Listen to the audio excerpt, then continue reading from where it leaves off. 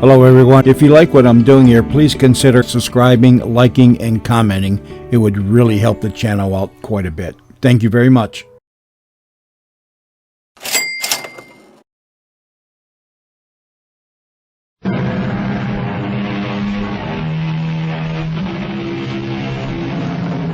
Come in. Welcome. I'm E.G. Marshall. Can the leopard change his spots? Asked the prophet Jeremiah. And his own reaction, of course, was no. But, you see, we live more than 2,000 years later. And today, we may not only change the spots of the leopard, but his flesh and his blood and his bones and brains as well. We can do this because we have been given a fantastic gift called science. But whether this is a gift of the Lord or of the devil has not yet been definitely determined. How do you like your new wallet, my dear? Oh, darling, it's beautiful. Let me get my papers and place them inside. And I've already done that for you, Eloise. No, Tom, I mean my driver's license, my social security They card. are already in your new wallet. Tom, these aren't mine. That's not my license. But it is, dear. Well, look for yourself. The name on this is Mary Ann Williams. Of course. It's your new name, Mary Ann Williams. And my new name is Walter Williams. What do we need new names for? Because we died. Who died? You and I. We were killed in a car crash. Do you know what you're talking about? Tom and Eloise Rutledge are dead. They have been changed into Walter and Mary Ann Williams.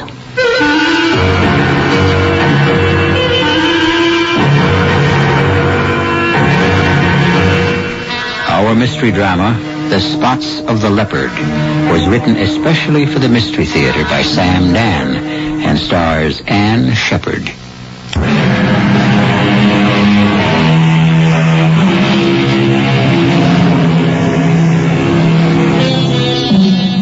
When young Leonard Foster won the leading role in the Shakespearean play to be given by the local community theater, he was, of course, overjoyed. How could he know that this triumph would be the indirect cause of his death?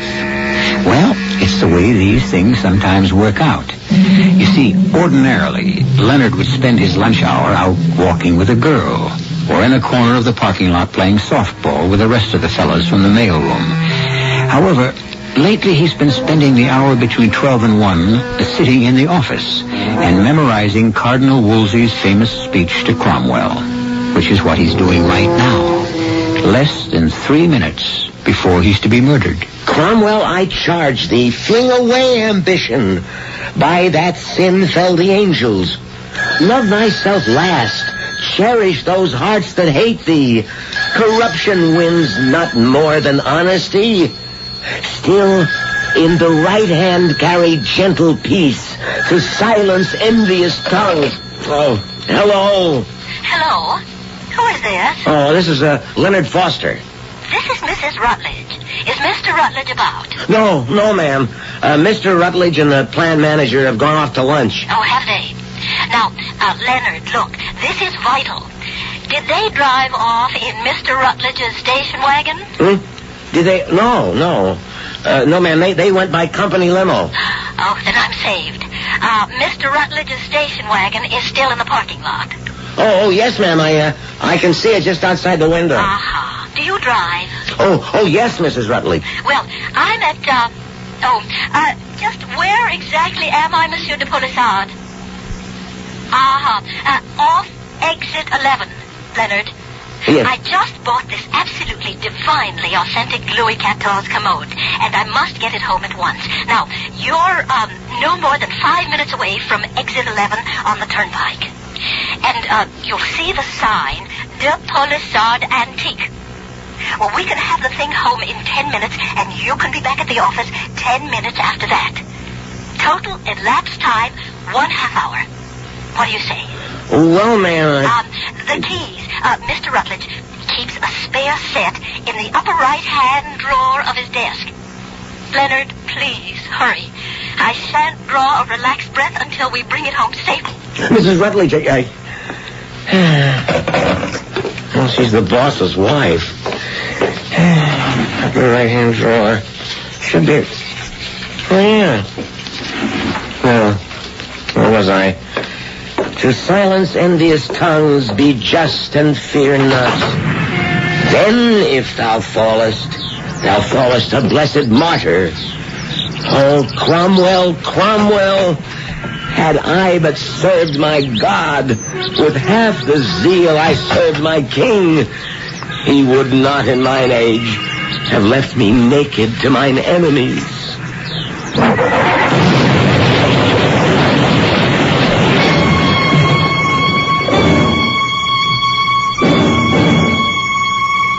That bomb was meant for me, Mr. Atkins. There can't be any doubt about it. Well, why? Why did you allow such a thing to happen? Look, we can't be everywhere all the time, Mr. Rutledge. You came to me.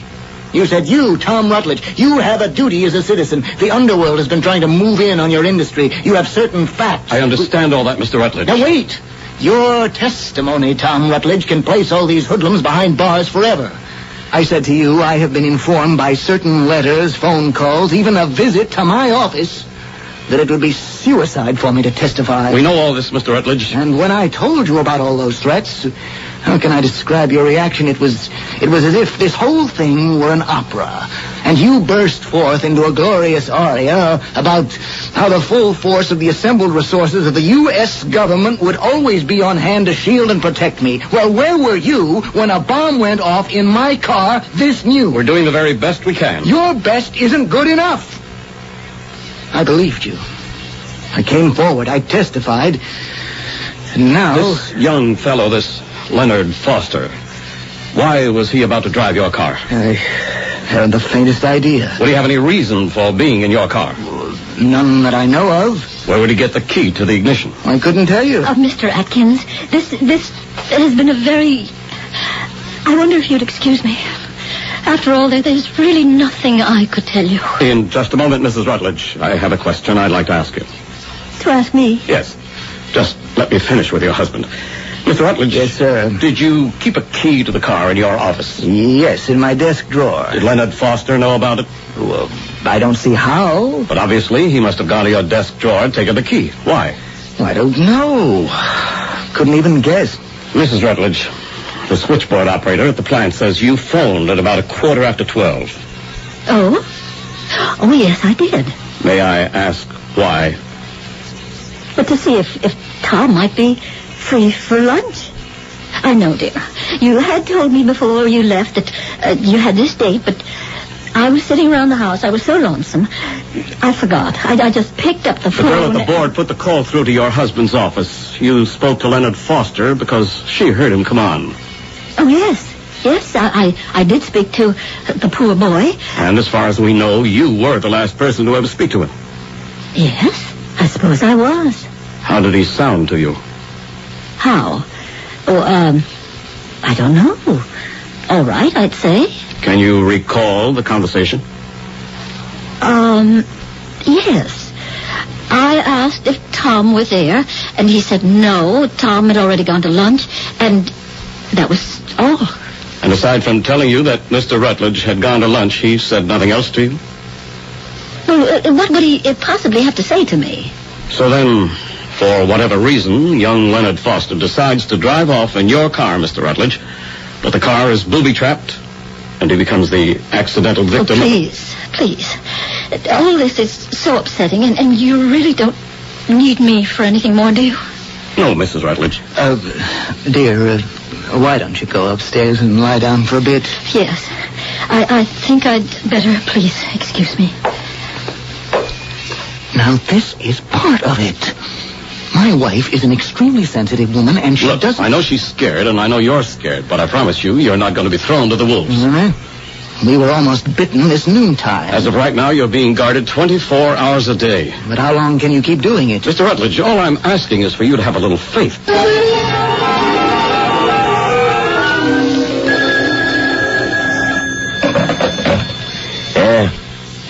Sparrow speaking. I know what you did. I also know what you didn't do. I read the newspapers. Now, I just have to let it rest a while. We'll get him. Maybe not now, but we will get Mr. Tom Rutledge. They cannot afford to guard him forever, and we are very patient people.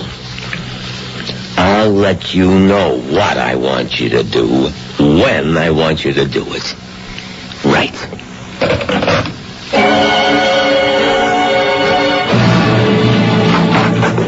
Oh, Monsieur de Polissard. Madame Rutledge, may we come in? I thought you would want your commode. Oh, of course. Gentlemen, inside. Okay. And where shall you have it, madame? Oh, where do you suggest? Beneath the painting. Set it down, gentlemen.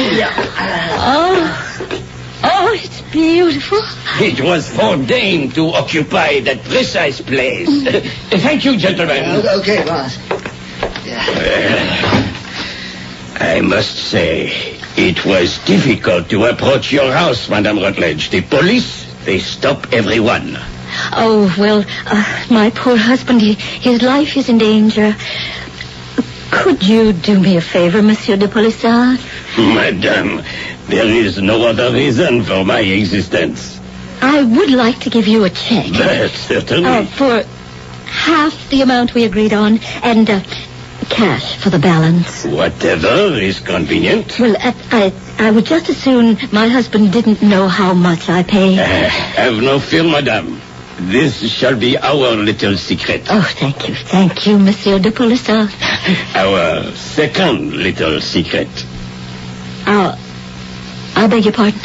Yes, it is our second little secret.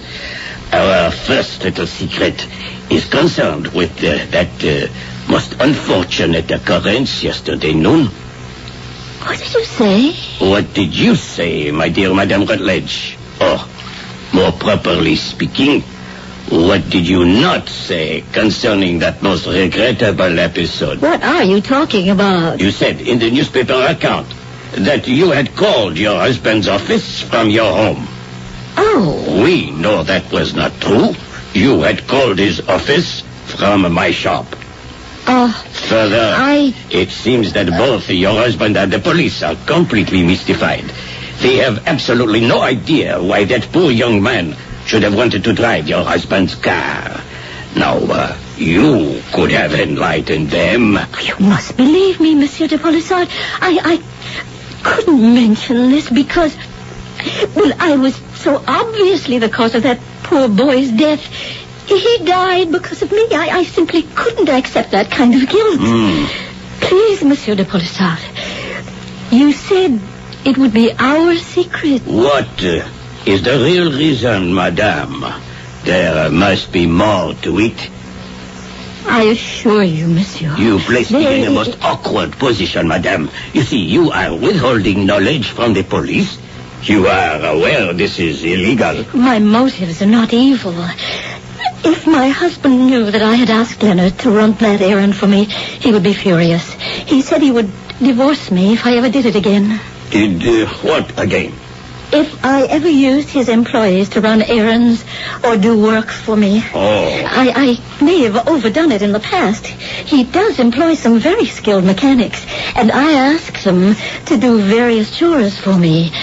He made me promise to put a stop to it, and I did. I gave him my solemn word of honor, so, you see... Yes, my dear lady, I see. And that's why I simply couldn't afford to have him find out that I'd asked Leonard to do me a favor. My dear Madame Rutledge, you must have absolutely no fear. I told you this would be our little secret.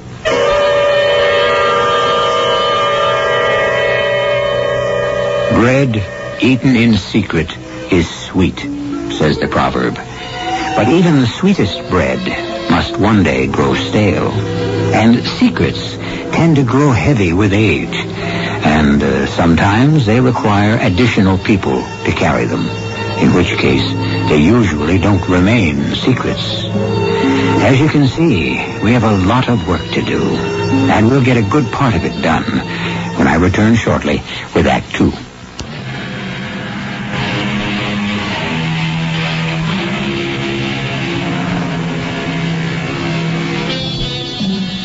Very few people will admit they tell lies. Because, as you know, truth is relative. And also, truth rarely gets you anywhere. After all, a politician who tells the truth seldom gets elected. And a lover who tells the truth usually spends his night alone. Eloise Rutledge takes the view that the important thing in this life is to get along, be happy, and not create any unnecessary problems. And so, if a bad peace is preferable to a good war, then certainly a good lie is better than a bad truth. Monsieur de Polissard, what do you want? What do I want, Madame Rutledge? Yes. Let's remove this mask of continental gallantry and... What makes you think I wear a mask? Well, I wish, Madame, only to be your friend, your ally. Well, thank you, Monsieur de Polissard. Thank you. These words may sound strange to you, my dear Madame Rutledge, but my dearest desire is to serve you. And if you wish to keep a certain secret, then I shall serve you by silence.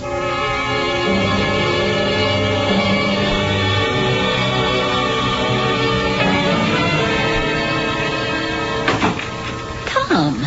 Yes, dear? You're home early.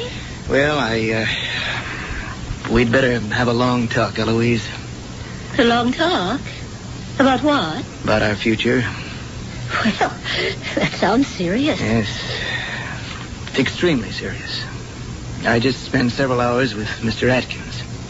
The government man? Yes. We found out something about that bomb. These are clever and tenacious killers. They want me dead. I must die as an object lesson to everyone else who might consider testifying against them in court. Even the government cannot protect me and you against them indefinitely. Oh. Well, then, what did Mr. Atkins say? That eventually you'll have to be murdered? Yes. That's the truth. And we're just supposed to accept that? No, darling, we'll have to move.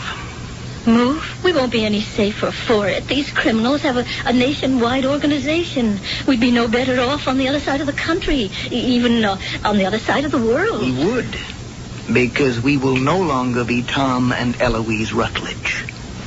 Who would we be? Who would you like to be? Any ideas for a new name? Tom. Yeah, what the government can do for us is what it has done for people like us before. They'll help us establish a new identity. What will we do? What will you do? A job is waiting for me. What kind of job? Where? We're teaching mathematics at a state college in the Northwest. I don't understand. Darling, this is an opportunity to be born again. Start life all over. Live it differently. We'll have different names, different identities. Everything is being changed for us. Our social security numbers, credit cards, health and hospitalization data, you name it. My Army discharge papers, every official document that has our name on it, our marriage license. What names will be on that? Pick out whatever you want. What do you think? Oh, it sounds exciting. Wait till I tell Uncle Alvin. No, you can't do that. Well, Uncle Alvin is my only... You can't tell anyone. Why? Well, it's the way it has to be. But we can't just simply disappear. Why not? We have relatives. We have friends. What are they going to think? Well, they're not really going to think anything. They'll mourn for us a while. What do you mean, mourn? Oh, I should have told you this out front. We're going to be dead. Dead? Huh. In order to start this off in a most credible manner, we will have died in an accident. Oh, Tom, I'm frightened. I know, dear, but unless I do it, I will be killed. It's my only chance.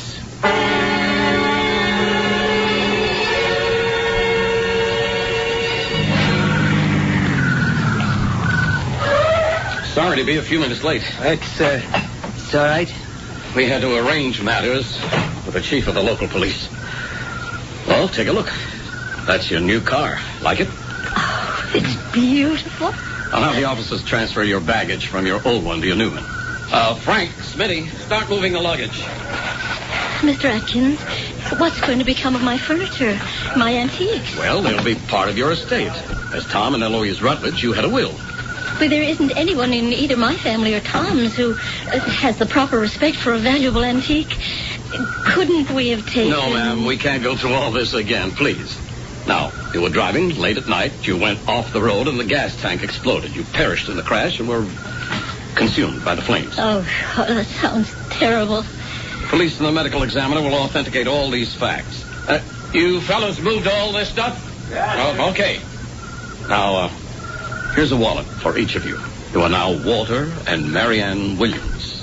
Each wallet has your important papers, driver's license, credit card, social security number, everything you need. Douse that car with gasoline, fellas. Oh, Tom. Eloise, if you have any reservations... No, Listen, Tom. you folks had better start calling each other Walter and Marianne. Darling, that this won't be an easy thing for you to do. If you have any reservations, well... I could have been alone in that car. No, Tom. Walter, Yes, remember? Walter. My place is with you. My place is always with you. Okay, fellas, roll her off the road.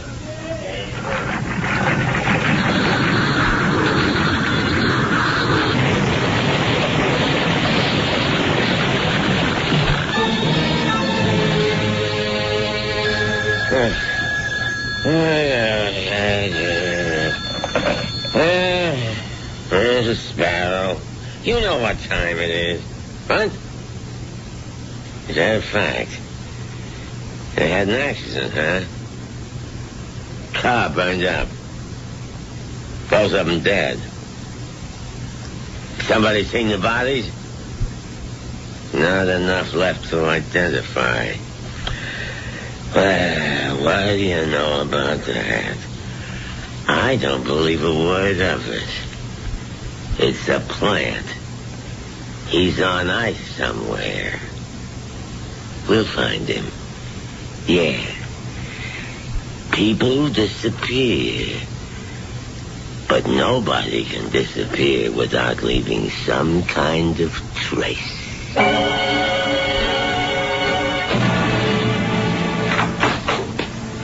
Oh, I didn't know you were home. Well, where would I be, Tom? Honey, my name is Walter. In the privacy of our own home, I can call you Tom. But I'm not Tom anymore, and unless you call me Walter all the time, you'll forget and call me Tom when we're out. When do we ever go out? Well, we could go out every night in the week. We could have a full social life. Some social life. Darling, there's some very fine people up here. Do you know the sole topic of conversation here? You have exactly two. It depends on the season. Not you're being unfair. In the summer, it's horses. In the winter, it's skiing. And there isn't an antique shop within 200 miles. Well, no, that's not true. There are plenty of shops. Oh, sure. If you're interested in old branding irons, I'm talking about antiques. Well, it's not the East, I admit that. Look at my home. There isn't a decent piece of furniture.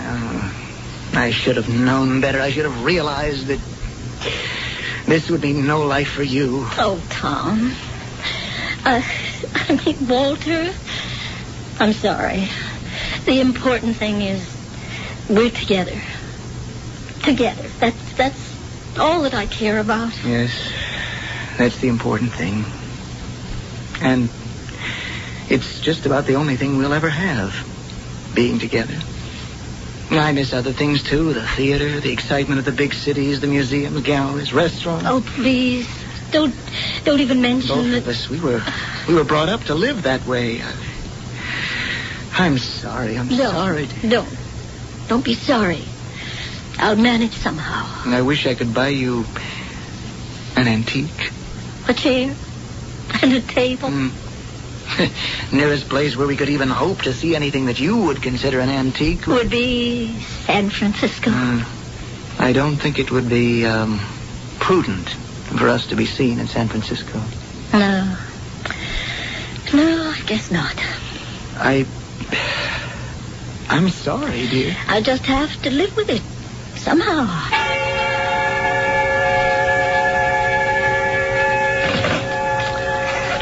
Oh, what am I thinking about? I can't. I shouldn't. I mustn't. crazy? Why is it crazy? Because something could happen. What? What could happen? I know what I'll do. When he answers, I'll hang up.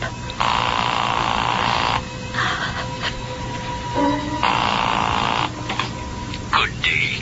This is the shopper, Jean-Pierre de Bourissard. How may I serve you? Hello? Hello, hello? Is anyone on the line?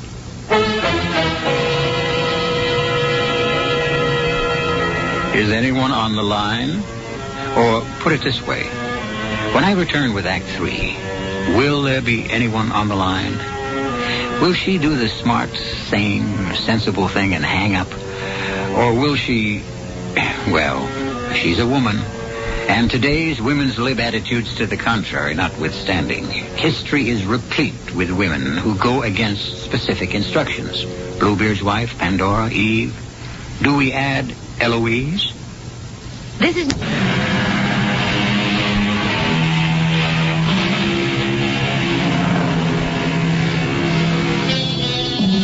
Let us say your name is Jean-Pierre de Polissard, and you are a respected dealer in antiques. About, a year ago, one of your very good customers and her husband were killed in the flaming wreckage of an automobile accident. Now, today, you're sitting in your shop, and the phone rings. And you answer it. Hello? Hello, hello? Is anyone on the line? Hello? Who is this, please? Monsieur de Polissard. Wait, I know that voice. But, no, how can it be? Monsieur, you have kept 2 secrets for me. Can you keep a third? Madame Rutledge. Don't say that name. Never say that name. You are alive. You must keep my secret. Certainly. Monsieur, how I miss your shop. And how I miss you, madame. Do you remember the commode? Could I forget? If only I could have something like it. I have my eyes on just a piece. It will be available in several weeks. Oh, could you buy it for me? It is done. Remember, you must say nothing about my being alive. Your secrets are safe with me. Where shall I send this? My husband has just come in. I have to hang up. I'll call you again when I get the chance. Madame.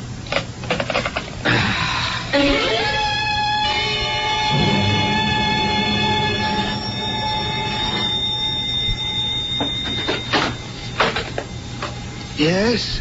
I'm looking for Tom Rutledge. We were in Korea together, and he said, if you ever find yourself in or around New York, come see me. So I've come to see him. You were a friend of Tom. Oh, I was better than a friend, a buddy. Won't you come in, Mr. Sparrow. Thank you. Hey, look, I hope nothing's wrong. Well, I'm sorry I must tell you this, but Tom's dead. What? Yeah, dead in an automobile crash. Oh. Yeah, Tom and Eloise, his wife. I'm Eloise's Uncle Alvin. I inherited their estate. Tom dead. I can't believe it. I can't either. Old man like me, outliving Tom and Eloise. I'm sorry I intruded, sir. Say, this is quite a layout here. Practically every piece of furniture is an antique. It seems to have a lot of class. Suppose the antique dealers around here were hit pretty hard when poor Eloise was killed. You can see what a valuable customer she must have been. Yeah, I can see that.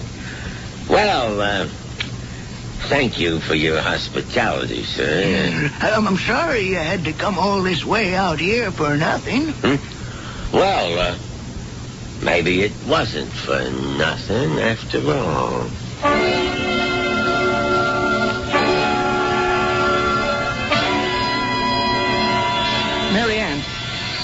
Marianne! Oh, damn it, it's Eloise! Come in here, Eloise! What's the matter, darling? You tell me. Why are you so angry? Look at this. What are you talking about? This telephone bill. Well, what about it? You made a long-distance call to New York, to Westchester County. There's the area code, 914. Oh. Is that all you can say? Oh? But, Tom, this person is absolutely trustworthy. That is not the point. You're not supposed to be in touch with anyone at all for any reason. That was the agreement. Whom did you call? I called my antique dealer. Oh, good Lord. I can trust him. What does he know? Tell me. Well, I guess he knows I'm still alive. Oh. But he won't tell anyone. He promised. Does he know where you are? No, I didn't tell him. Does he know your new name? No. Eloise. No, it doesn't matter. It's the way you are. You can't change. Oh, Tom, please. You simply cannot keep your word. I can't become angry about it. It's a sickness with you. Darling, go back home. But this is my home. Go back east where you'll be happy. They don't want you. They want me. I'll take off. Go somewhere. They'll never find me. Tom, please. I don't know what gets into me. But whatever it is, darling, we can't live with it. But I can't live without you, Tom.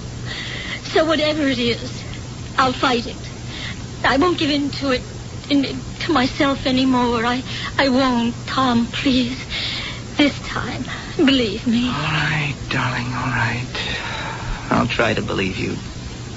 But, darling, you'll have to call me Walter.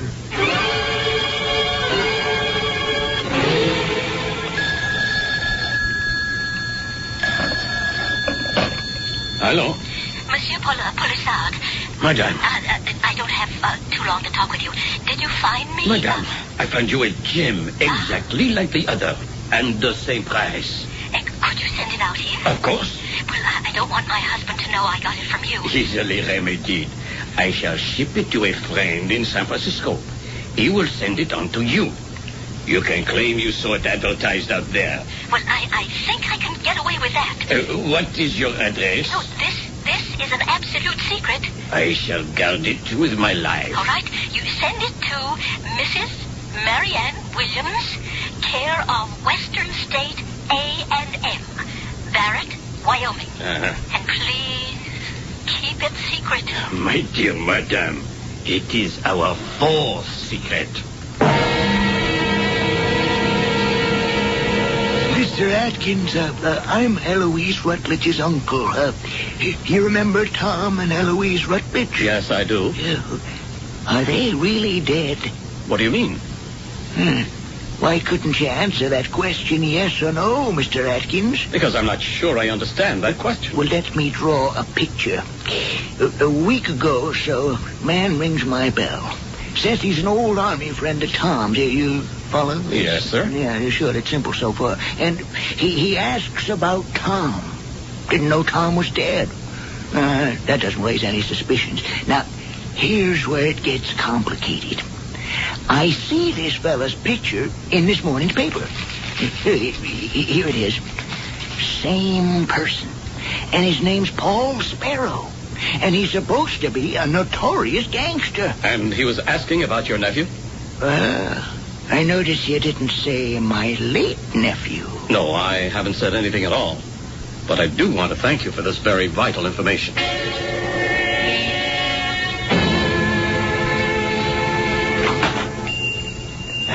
Good day to you, sir. Welcome to the establishment of Jean-Pierre Polissard.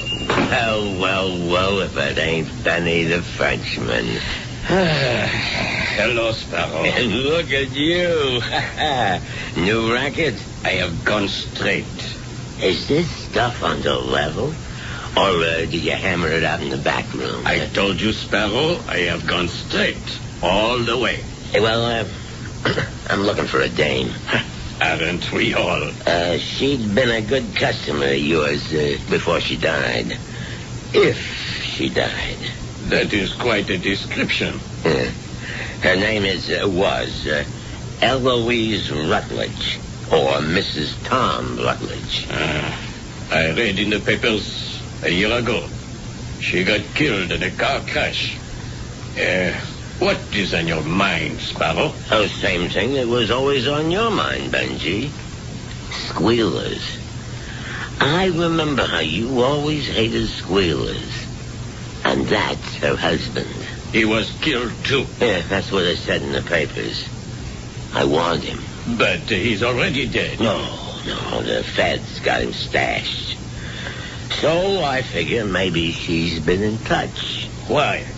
To buy some antiques. That would be okay, but I have not heard from her. You haven't, huh? Tell me, why'd you just cover that piece of paper with your hand? Yeah, but what are you talking about? You didn't even know you were doing it. I just had to write something down. Let me see. Just a customer's name.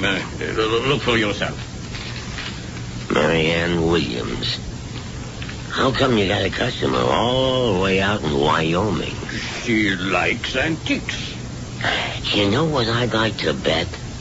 That this Marianne Williams is Eloise Rutledge. You would lose.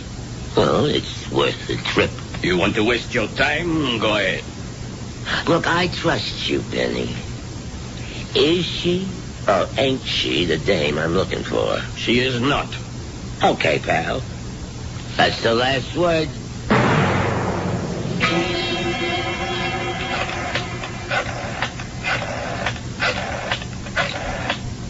Hold it, Benny.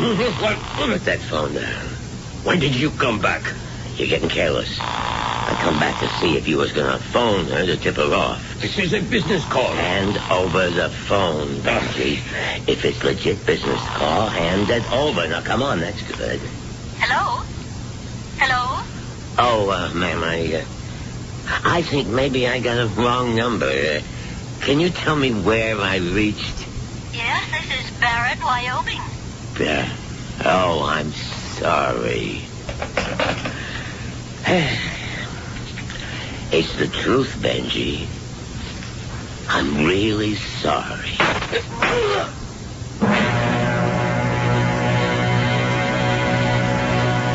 Darling, sit down.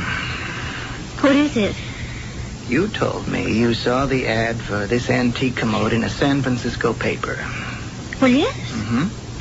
Would you have kept the ad by any chance? No. No, I don't think so. Well, let me tell you why I don't think there was an ad. What are you saying? Now, wait, I haven't said it yet. In the bottom drawer, I saw an old and faded sticker. Do you know what it said? De Polisard's Antiques, Larchmont, New York. Well, maybe he did own the antique originally, and then he sold it to this dealer. About a month ago, you called him. I did? Mm-hmm, and at that time, you swore to me that you didn't give him our new address. Well, I didn't. Did you call him since? Did you call him since to tell him where we were living? Oh, darling. Did you? Well, you're making it sound like an Did you call him? Yes. Oh. You know what we have to do now, don't you?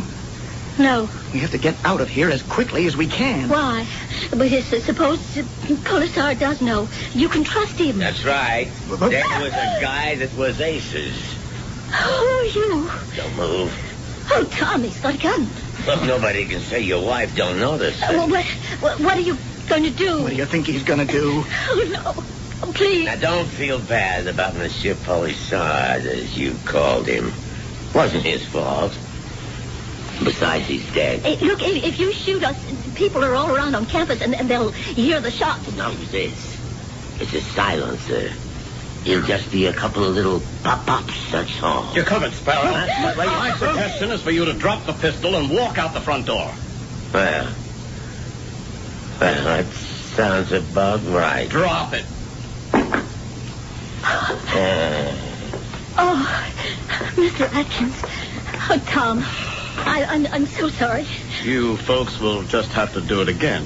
You can't stay here. Eloise, I don't know if I can go through it again. Let him get me and get it over with. No, darling. No, trust me. Trust me. I really learned my lesson. Eloise, can I really believe you? Yes, darling. Yes, this time You really can believe me.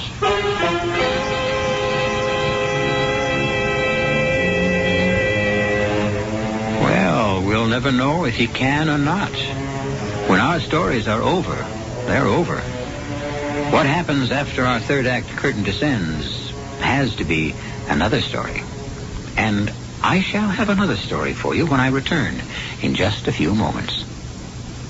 If you have not yet prepared your will, please listen carefully. Without a will, the laws of the state and not you will determine who receives your property and in what amounts. Who manages the affairs of your estate. Your choice as guardian of your minor children may never be known. Your loved ones could face unnecessary legal costs and needless court delays. Now, for only $12.95, you can make your own will quickly and safely with the American Will Kit. You'll receive simple, fill-in-the-blank will forms with easy-to-follow directions. The forms were prepared by lawyers to be valid in all 50 states. Order now, and you'll also receive free of charge our easy-reading personal protection guide, giving you important tips and special information that can save you money. Now is the time to take advantage of this special mail order opportunity. To order, call toll-free 1-800-542-1212. Only $12.95 plus shipping. That's 1-800-542-1212. Money back if not satisfied. Call now, 1-800-542-1212. Crack may be a death sentence to an adult.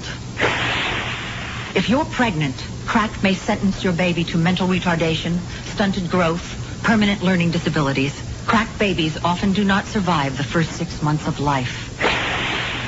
If you're pregnant and use hard drugs, your baby does too. Mommy, don't. This is Michelle Lee with the March of Dimes, preventing birth defects.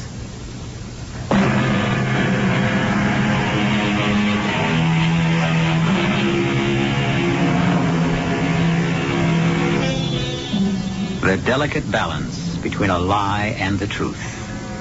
What is it? It's an entire dimension that is neither true nor false, but something somewhere in between. It's a place of shadow and mystery. And let us say it's that Never Never Land where the Leopard, and indeed all of us, try to change our spots, or whatever. Our cast included Ann Shepard, Russell Horton, Gil Mack, and Leon Janney. The entire production was under the direction of Hyman Brown. Okay, kid, are you ready? Let's do a little wade out here, and I'm going to show you where the biggest trout in the world lives. Wow. The other side of that boulder. You ready? Yeah. Here we go. Now, it's just like swatting a fly. Remember that. Just take your wrist back and stick it out. It's easy. That's beautiful. Yeah. Okay, now you want to tease him a little bit. Okay. Tease it, just jerk it a little bit. Little bit. He's coming. He's coming at it. Yeah. He's got it. Okay. Yeah. Hold it tight. Keep it going. Keep it going. Don't let him lose it. All right. Don't let him lose it. Yeah. Beautiful. Come on, beautiful. Yeah. Oh, All right. A boy and his father practice casting lines and spinning yarns. These moments are made possible for 20,000 more people every year by the Leukemia Society of America. We'll tell him about the one that got away, won't we? Yeah. The Leukemia Society of America. We're gaining every moment. This is E.G. Marshall inviting you to return to our Mystery Theater for another adventure in the macabre. Until next time, pleasant dreams.